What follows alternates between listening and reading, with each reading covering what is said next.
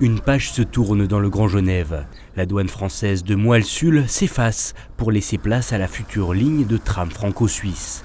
Un projet qui vise à allonger le tracé de la ligne 12 de 7 arrêts, côté français, et ainsi de mieux gérer la circulation des frontaliers sur cet axe emprunté chaque jour par plus de 130 000 travailleurs. On est une région extraordinaire, on est une des régions qui a un potentiel économique et démographique les plus grands en Europe, que ce soit pour Genève en Suisse ou Annemasse et la région en France. Donc nous devons faire gagner cette région, et cette région elle gagne que quand on travaille ensemble, quand on a des infrastructures communes et surtout une manière de payer aussi qui est commune.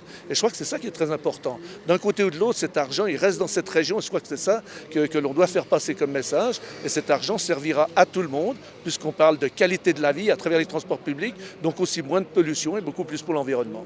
Dans un premier temps, 5 arrêts devraient donc être créés d'ici 2019.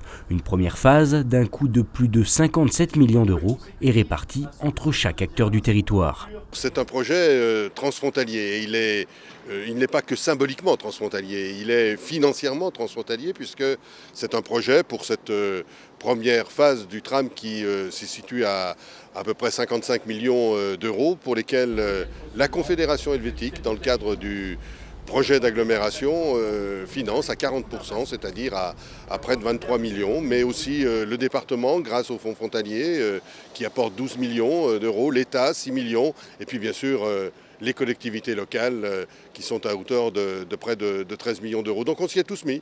Le tracé long de 3,3 km s'inscrit donc dans le futur système de déplacement de l'agglomération d'Annemasse, complété à terme par le Léman Express, le bus à haut niveau de service et la voie verte, et qui devrait permettre une économie annuelle de 1000 tonnes d'émissions de CO2.